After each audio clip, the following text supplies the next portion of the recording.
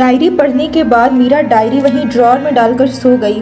वो साया काफ़ी देर तक वहीं बैठे उसके सर पर हाथ फेरता रहा। सुबह कॉलेज के टाइम पर जब मीरा बाहर नहीं आई तो पूजा उसके रूम पर गई। आज बड़े दिनों के बाद पूजा मीरा को इतना शांत देख रही थी। वो सोते हुए बड़ी मासूम लग रही थी। पूजा उसके पास जाकर बैठ गई और उसके सर पर हाथ फेरने लगी। वो साया अभी भी वहीं था। पूजा मीरा को देखकर सोच रही थी, पता नहीं किसकी नज़र लग गई मेरी बेटी को। आजकल हमेशा गुमसुम सी रहती है और हमसे भी ज़्यादा बात नहीं करती। वो अभी इन्हीं ख्यालों में खोई थी कि समर उसे बुलाते हुए वहाँ आ गए। समर मीरा के रूम में अंदर आते हुए बोले, पूजा कहाँ हो, जल्दी आओ, मुझे देर हो रही है। तभी पूजा ने अपने मुंह पर उंगली रखकर उसे शांत रहने का इशारा करते हुए धीरे से कहा, अरे धीरे बोलो, मीरा सो रही है। समर ने अब अपने मुंह पर उंगली रख ली और धीरे से बोले, लेकिन आज उसे कॉलेज नहीं जाना क्या? इतने टाइम सो रही है, तबीयत तो नहीं खराब ना? पूजा ने मीरा के सर पर हाथ फेरते हुए कहा, तबीयत तो ठीक है, हो सकता है रात में अच्छे से नींद ना आई हो इसीलिए सो रही है। वैसे भी आजकल हमारी बेटी को पता नहीं क्या हो गया है, हमसे भी ज़्यादा बात नहीं करती। समर मीरा के दूसरे साइड बैठकर उसके सर पर हाथ फेरते हुए बोले, तुम सही कह रही हो, पहले मेरी बेटी मुझसे बात किए बिना कॉलेज नहीं जाती थी और आजकल तो पता ही नहीं चलता कब कॉलेज जाती है कब आती है। पूरे टाइम बस अपने रूम में रहती है। मैं पूर्वी से पूछूंगी कुछ हुआ है क्या? आप परेशान मत होइए और ऑफिस जाइए, आपको देर हो रही है। मीरा ने कहा, ठीक है चलता हूँ, तुम मीरा का ख्याल रखना और कुछ दिक्कत हो तो कॉल करना। समर मीरा के माथे पर किस करके वहाँ से चले गए। पूजा भी उसके पीछे पीछे रूम से बाहर चली गई। वो साया जो इतनी देर से वहाँ खड़ा समर और पूजा की बातें सुन रहा था, उसकी आंखें आंसुओं से भर आई। उसने अपने भरे हुए आवाज़ के साथ खुद से कहा, मुझे भी आपकी बहुत याद आती है माँ पापा, आप लोग भी मुझे याद ज़रूर करते होंगे। मैं एक बार आपसे मिलने ज़रूर आऊँगी, बस एक बार मीरा और अपने कातिलों को सज़ा दिलवा दूँ और फिर किसी और को अपने खून के इल्ज़ाम से आज़ाद भी करवाना है। फिर आपकी बेटी आपसे मिलने ज़रूर आएगी। इतना कहकर वो साया वहाँ से गायब हो गया। सुबह जब पूर्वी मीरा को कॉलेज के लिए लेने आई तो पूजा ने उसे बताया मीरा सो रही है। पूजा की बात सुनकर पूर्वी कुछ सोचने लगी, फिर बोली, आंटी मीरा की तबीयत तो सही है ना? हाँ तबीयत सही है, लेकिन मुझे तुमसे कुछ बात करनी है, पूजा ने पूर्वी से कहा। हाँ आंटी बोलिए। बेटा अभी तुम कॉलेज जाओ, नहीं तो तुम्हें देर हो जाएगी। कॉलेज के बाद तुम कुछ देर के लिए घर आना, तब हम बात करेंगे। Okay aunty. इतना बोलकर पूर्वी कॉलेज के लिए निकल गई। वहीं दूसरी तरफ ऋषभ सुबह से ही मीरा को फ़ोन ट्राई कर रहा था, लेकिन उसका फ़ोन उठा ही नहीं रहा गया था, क्योंकि सोते टाइम मीरा ने अपना फ़ोन साइलेंट में डाल दिया था। ऋषभ काफ़ी परेशानी से कॉलेज में इधर उधर घूम रहा था कि तभी उसे पूर्वी आती हुई दिखाई दी। हाय पूर्वी, मीरा कहाँ है? ऋषभ परेशान सा उसके पास आते हुए पूछा। क्या हुआ, तुम इतना परेशान क्यों हो? और मीरा तो अपने घर पर है, तो वो कॉलेज क्यों नहीं आई? उसकी तबीयत तो सही है ना? ऋषभ ने पूछा। तबीयत सही है उसकी, मैं उसके घर गई थी तो आंटी ने बताया वो बस सो रही है। अब तुम बताओ, तुम क्यों परेशान हो? पूर्वी ने ऋषभ से पूछा। कुछ नहीं, वो कॉल नहीं उठा रही थी इसलिए मैं परेशान था, और इस वक्त वैसे भी वो बहुत परेशान है, न जाने क्या हो रहा है उसके साथ। हाँ वो तो है, तुमने जो कल बताया तो मैंने उसके बारे में काफ़ी सर्च किया। मुझे भी रात में काफ़ी देर तक नींद नहीं आई और तुम्हारी बातें ज़्यादातर सच निकली, पूर्वी ने कहा। वो सब सच ही है पूर्वी, लेकिन ऐसा कैसे हो सकता है? जो ज़िंदगी एक शख्स जी चुका है वही दूसरा जी रहा हो। ऐसे तो उसके ज़िंदगी की हर घटना इस शख्स के ज़िंदगी में भी ज़रूर घटित होगी, पूर्वी ने कहा। हाँ ये बात प्रोफेसर ने भी बताई थी कि दिया की ज़िंदगी की हर घटना मीरा के जीवन में भी ज़रूर घटित होगी। उस घटना का माध्यम बदल सकता है, किरदार बदल सकते हैं, लेकिन घटना नहीं बदलेगी। तो अब हम क्या कर सकते हैं? पूर्वी ने पूछा। कुछ नहीं, डायरी के आगे के पन्नों में क्या लिखा है सबसे पहले हमें वो पता होना चाहिए, और वो धीरे धीरे ही पता चलेगा, क्योंकि हर दिन बस 3 पन्नों के बाद वो डायरी बिल्कुल खाली दिखाई देती है। अब ऋषभ ने बताया। 3 पन्नों के बाद खाली डायरी? लेकिन उन घटनाओं का इस डायरी से कोई संबंध नहीं। फिर पूर्वी ने कहा, ये तो मुझे भी मालूम नहीं ऐसा क्यों हो रहा है। ऋषभ ने कहा, अच्छा ठीक है, मैं तुमसे कल मिलती हूँ, अभी मेरी क्लास है और उसके बाद मीरा के घर भी जाना है। ठीक है, लेकिन मीरा को ये मत बताना कि मैंने तुम्हें कुछ बताया है, और उसका ख्याल रखना, ऋषभ ने कहा। ठीक है, तुम चिंता मत करो, चलो बाय। इतना कहकर पूर्वी वहाँ से अपने क्लास में चली गई और ऋषभ वहीं बैठकर कुछ सोचने लगा। ऋषभ वहीं बैठा था कि तभी उसके पास मीरा की कॉल आती है। मीरा की कॉल देखकर ऋषभ के चेहरे पर हल्की मुस्कान आ गई थी। वो फ़ोन उठाकर सबसे पहले उसका हाल पूछता है, कैसी हो तुम? मैं ठीक हूँ ऋषभ, मीरा हल्की आवाज़ में जवाब देती है। ऋषभ उसकी आवाज़ में फैले उदासीपन को पहचान लेता है। वो उससे कहता है, क्या हुआ, परेशान क्यों हो? तुमने डायरी के आगे के पन्ने पढ़े? क्या लिखा है उन पन्नों में? मीरा हल्का सा नॉर्मल होकर उसे डायरी में लिखी आज की सारी बातें बता देती है, जिसे सुनकर ऋषभ भी परेशान हो जाता है और उसके भी वही एक नाम परेशान करता है, पूर्वी। वो सोचता है पूर्वी यहाँ सिर्फ एक नाम है या कोई संकेत। वो मीरा को समझाता है कि वो परेशान ना हो, आगे पढ़ने के बाद ही उसे सच पता चलेगा। वो किसी तरह उसे समझाकर उसे आराम करने को कहता है और खुद पूर्वी के बारे में सोचने लगता है। दूसरी तरफ मीरा भी पूर्वी के बारे में ही सोच रही थी। इसके बाद वो तैयार होकर नीचे आती है और पूजा के साथ खाना खाती है।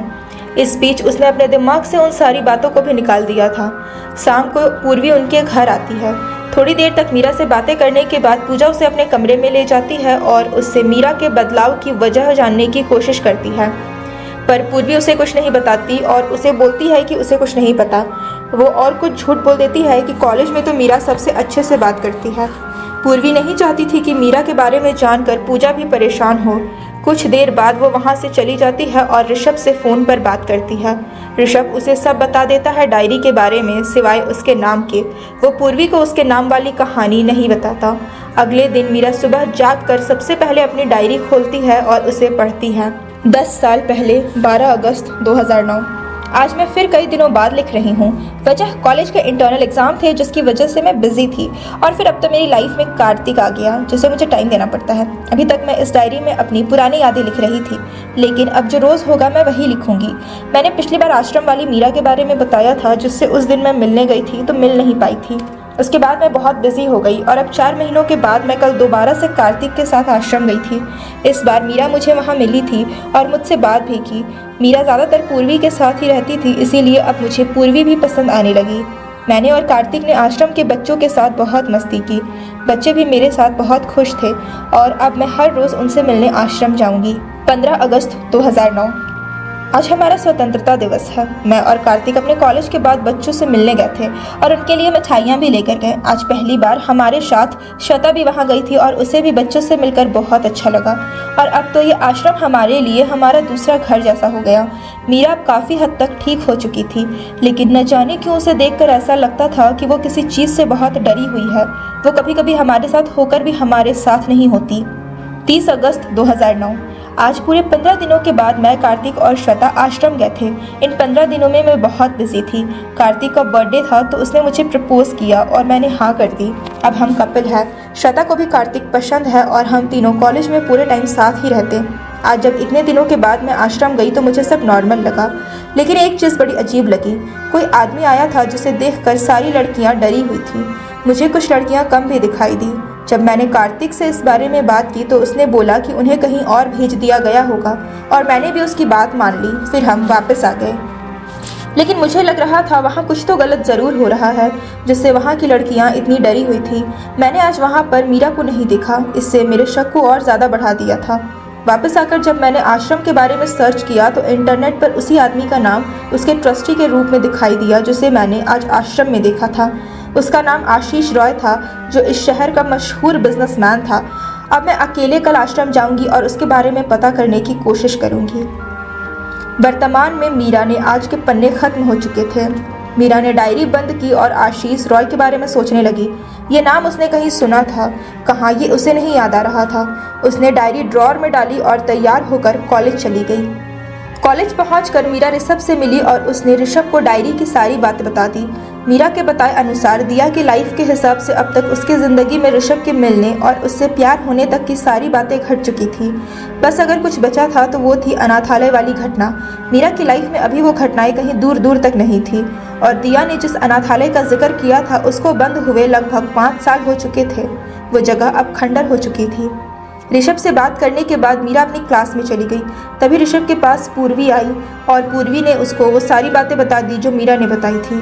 ऋषभ की बताई बातों को सुनकर पूर्वी कुछ पल शांत रही, फिर बोली, तो तुम्हारे हिसाब से वो अनाथालय तो अब बंद हो चुका है, तो मीरा के जीवन में दिया की तरह अब आगे की घटनाएं नहीं घटेंगी। हाँ, प्रोफेसर ने कहा तो यही था कि एक के जीवन में घटी घटनाएं दूसरे के जीवन में घटेंगी, लेकिन ऐसा है तो फिर यहाँ से तो उन दोनों का जीवन समानांतर नहीं रह जाएगा। ऋषभ कुछ सोचते हुए बोला, पर ऐसा कैसे हो सकता है, कहीं तो कुछ छूट रहा है। मुझे लगता है हमें प्रोफेसर से बात करनी चाहिए। पूर्वी ने थोड़ा सोचकर कहा, तुम ठीक ही कह रही हो शायद। रुको, मैं अभी मीरा को बुला कर लाता हूँ। नहीं, हमें अभी मीरा को इस बारे में नहीं बताना चाहिए क्योंकि वो पहले से परेशान है और आगे का जानकर और परेशान हो जाएगी। अभी हम दोनों को प्रोफेसर के पास चलना चाहिए, पूर्वी ने कहा। ठीक है, मैं प्रोफेसर को कॉल करके पूछ लूँ, वो इस वक्त यहाँ है, फिर चलते हैं। ऋषभ ने प्रोफेसर को कॉल करके पूछा तो उन्होंने आने के लिए कहा और वो दोनों अब प्रोफेसर से मिलने के लिए चल पड़े। दोनों प्रोफेसर के घर ही गए थे क्योंकि प्रोफेसर इस केस के सिलसिले में उन लोगों से अपने घर पर ही मिलते थे। घर पहुंचते ही प्रोफेसर ने उन्हें अंदर बुलाया और ऋषभ के साथ पूर्वी को देखकर कुछ पल के लिए चौंके, लेकिन फिर नॉर्मल होकर बोले, ये कौन है और मीरा नहीं आई आज? हाँ प्रोफेसर, हम मीरा को बिना बताए ही आए हैं, ये मीरा की दोस्त पूर्वी है, ऋषभ ने बताया। पूर्वी का नाम सुनकर प्रोफेसर ने अपने मन ही मन उस नाम को दोहराया, तो ये पूर्वी है। फिर उन्होंने कहा, ठीक है बैठो तुम लोग और बताओ मुझे क्या बात है। ऋषभ ने प्रोफेसर को मीरा के द्वारा बताए आगे पढ़े पन्नों की कहानी सुना दी। तो इसमें दिक्कत क्या है? प्रोफेसर ने उसकी पूरी बात सुनने के बाद कहा, आपके कहे अनुसार मीरा की लाइफ में वही घटनाएं होंगी जो पहले दिया की लाइफ में हो चुकी है, लेकिन जिस अनाथालय का जिक्र किया है वो तो 5 साल पहले ही बंद हो चुका है। तो फिर अब क्या मीरा की लाइफ में वो सारी चीज़ें नहीं होंगी? वो अब दिया की लाइफ से अलग हो जाएगी? ऋषभ कुछ पल के लिए रुका और फिर बोला, माध्यम बदल सकता है ऋषभ, लेकिन घटनाएं वही रहेगी। अब जैसे लिंकन की मौत फोर्ड कार में हुई थी, वहीं कैनेडी की मौत फोर्ड थिएटर में। देखो माध्यम बदल गया ना, लेकिन उनसे जुड़ी घटनाएं वही रही।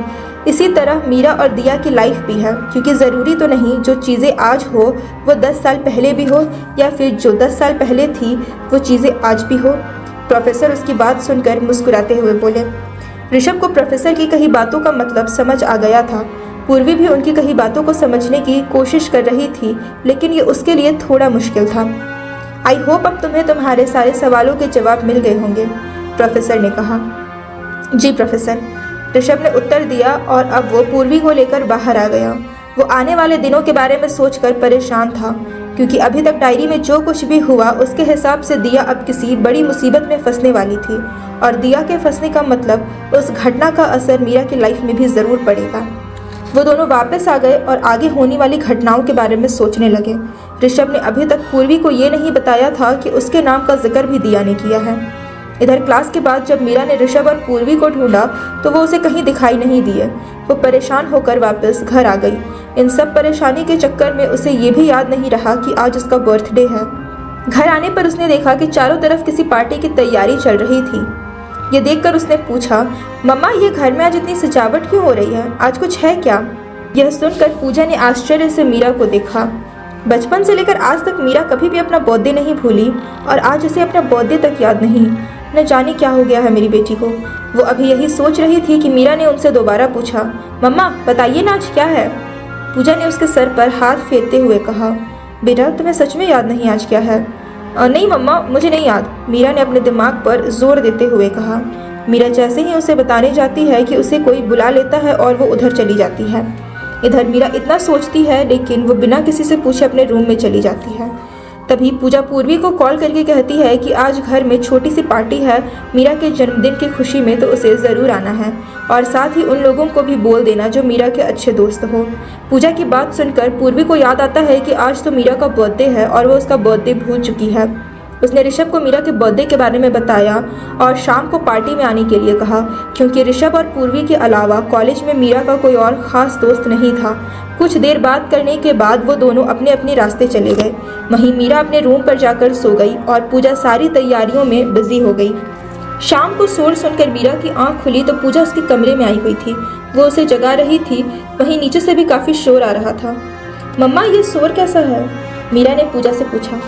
बेटा वो तेरे पापा ने एक पार्टी रखी है तो वही लोग आए हुए हैं और तुम भी ये ड्रेस पहनकर जल्दी से नीचे आ जाओ, सब तुम्हारा इंतज़ार कर रहे हैं, पूजा ने उसे एक ड्रेस देते हुए कहा। मीरा ने एक नज़र उस ड्रेस पर डाली और उठकर वॉशरूम चली गई। पूजा ड्रेस रखकर नीचे चली गई। वॉशरूम में शावर लेने के बाद जब मीरा बाहर आई तो उसने फ़ोन उठाकर आज की डेट देखी। 8 सितंबर यानी उसका बर्थडे। उसे याद आया, ओह आज तो मेरा बर्थडे है, और वो उस डायरी के चक्कर में अपना बर्थडे भी भूल गई। उसने एक नज़र डायरी पर मारते हुए मन ही मन सोचा और पूजा की लाई हुई ड्रेस निकाल कर पहनने लगी। वो एक फिरोजी कलर का फुल गाउन था जिस पर जरी का वर्क था। उसने ड्रेस पहन ली और अपने बालों को ऐसे ही खुला छोड़ दिया। आंखों पर हल्का काजल होठों पर हल्की लिपस्टिक और ड्रेस के मैचिंग ईयररिंग्स पहनकर वो नीचे आई जहां सब उसका इंतजार कर रहे थे। वो आज इतनी प्यारी लग रही थी कि ऋषभ तो जैसे पलक झपकना ही भूल गया था। लेकिन मीरा की आंखों में आंसू थे। न जाने क्यों उसे आज ये सब कुछ अच्छा नहीं लग रहा था, बल्कि उसका दिमाग दिया की डायरी में लगा हुआ था। पूजा उसके पास आई और उसे समर के पास ले गई। पूजा और समर ने मीरा को बर्थडे विश किया और एक सुंदर गोल्ड की चेन बर्थडे गिफ्ट के तौर पर मीरा को पहना दी। उसके बाद पूर्वी और ऋषभ मीरा के पास आए और उन्होंने भी उसे बर्थडे विश किया। पूजा और समर के साथ मिलकर मीरा ने केक काटा। केक काटने के बाद समर मीरा के पास आया और बोले, आओ बेटा, मैं तुम्हें अपने एक खास दोस्त से मिलवाता हूँ जो मेरे बिजनेस पार्टनर है। जी पापा कहते हुए समर के पीछे चलने लगी। कुछ देर बाद एक 50 उम्र के अधेड़ व्यक्ति के सामने मीरा खड़ी थी जो उसे देखकर मुस्कुरा रहा था। उसने मीरा से कहा, हैप्पी बर्थडे बेटा। थैंक यू अंकल, मीरा ने उसे जवाब दिया। तभी समर बोला, मीरा, ये मेरे बिजनेस पार्टनर मिस्टर रॉय, इनका एक बड़ा सा हॉस्पिटल है और कुछ दूर पर ये अनाथालय भी है। ये चाहते हैं कि तुम उस अनाथालय की बच्चियों को डांस सिखाओ। मीरा जी पापा बोलकर वहां से आ गई और कुछ सोचने लगी। वो अभी कुछ सोचते हुए चल रही थी कि चलते चलते ऋषभ से टकरा गई। ऋषभ ने उसे संभाला तो उसे होश आया। ऋषभ ने उसे वहीं पास पड़ी चेयर पर बैठाया और कहा, क्या हुआ मीरा, तुम इतनी परेशान क्यों हो? आज तो तुम्हारा बर्थडे है, तुम्हें खुश होना चाहिए। मीरा का सर दर्द से फटा जा रहा था। उसने एक हाथ सर पर लगाया, फिर अपने आप को संभालते हुए कहा, मुझे कुछ नहीं हुआ ऋषभ, मैं ठीक हूँ, मुझे बस अपने कमरे में जाना है। ठीक है चलो, मैं तुम्हें अपने कमरे तक छोड़ देता हूँ, ऋषभ ने कहा और मीरा को लेकर उसके कमरे की तरफ बढ़ गया। वहीं दूर खड़ी पूजा काफ़ी देर से उन दोनों को देख रही थी। उसने पूर्वी को अपने पास बुलाकर पूछा, पूर्वी, ये लड़का कौन है जो मीरा को उसके कमरे तक लेकर जा रहा है? ये वो ऋषभ है, मीरा का दोस्त। पूर्वी ने एक नज़र ऋषभ और मीरा पर डाली और फिर कहा, सिर्फ दोस्त या और कुछ?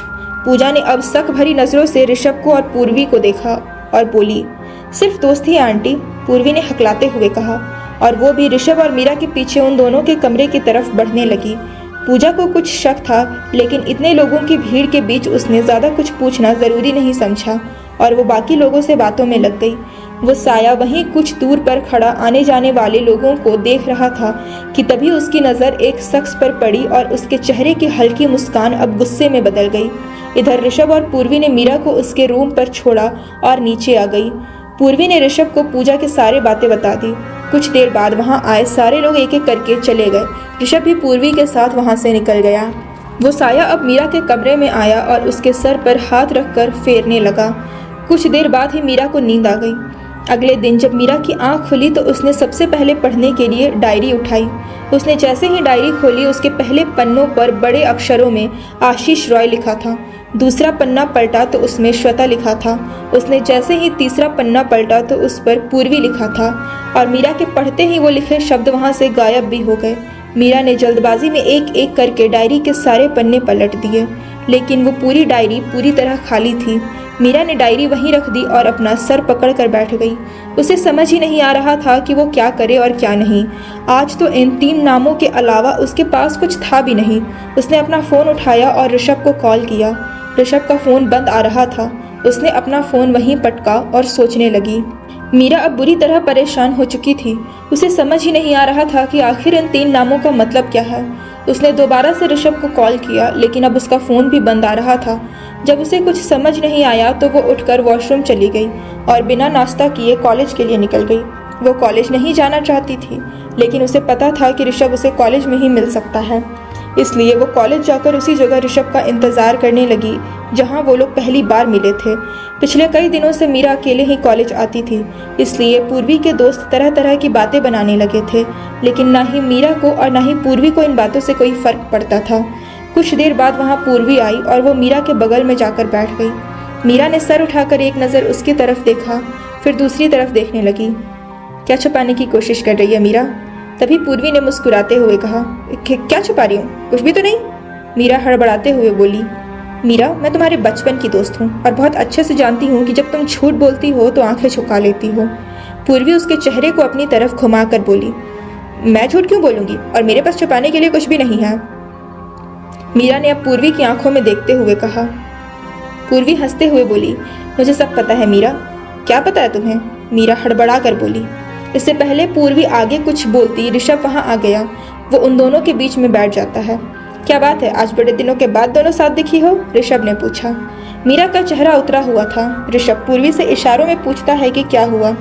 पूर्वी ना में सिर हिला देती है और कहती है, हाँ बस ये अकेले बैठी थी तो मैंने सोचा थोड़ी देर तक तंग कर लिया जाए। अब तुम लोग बातें करो, मेरी क्लास है, मैं जाती हूँ।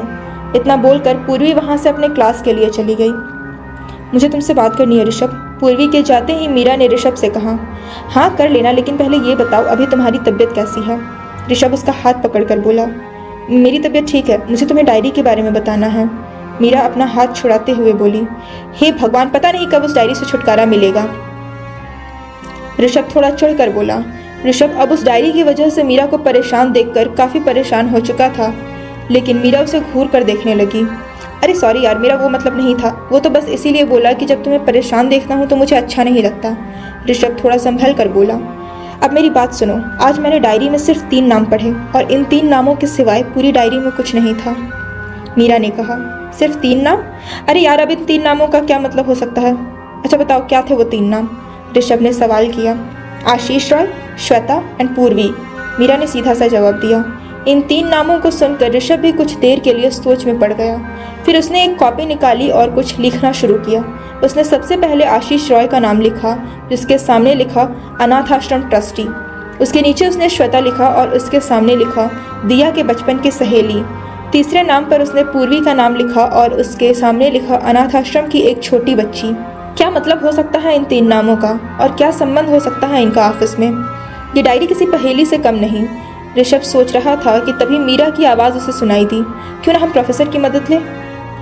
तुम सही बोल रही हो, अब प्रोफेसर ही हमें इन 3 नामों का मतलब समझा सकते हैं। 1 मिनट, मैं उन्हें कॉल करके पूछता हूँ कि वो घर पर है। अगर वो घर पर होंगे तो हम लोग अभी चलेंगे, ऋषभ ने कहा। उसने प्रोफेसर को कॉल की तो उसे पता चला कि प्रोफेसर एक ज़रूरी कॉन्फ्रेंस अटेंड करने बैंगलोर गए हैं और वो दिन बाद आएंगे। ये सुनकर वो और परेशान हो गया और उसने मीरा से कहा, हमें 2 दिन का वेट करना पड़ेगा, प्रोफेसर अभी बैंगलोर गए हुए हैं। तो अब हम क्या करें? मीरा की आवाज़ में उदासी साफ छलक रही थी। इंतज़ार के सिवाय कुछ नहीं कर सकते। देखना अब शायद कल डायरी में कुछ लिखा हो, ऋषभ ने कहा। हाँ ठीक है, तुम क्लास जाओ, मैं यहाँ से अनाथ आश्रम जाऊँगी, मुझे वहाँ बच्चों को डांस सिखाना है, पापा के एक दोस्त ने बोला था, मीरा ने कहा। अच्छा ठीक है, अच्छे से जाना और अपना ख्याल रखना। इतना कहकर ऋषभ क्लास की तरफ चला गया और मीरा अपनी कार लेकर आश्रम की तरफ आ गई। आखिर क्या है दिया का और मीरा का राज, और उस डायरी में क्या है? जानने के लिए अगले एपिसोड का इंतजार करें, जो कल शाम 6:30 बजे रिलीज होगी। और अगर वीडियो पसंद आई, कहानी अच्छी लगी तो चैनल को जरूर सब्सक्राइब करें और वीडियो को लाइक करना ना भूलें। Thank you.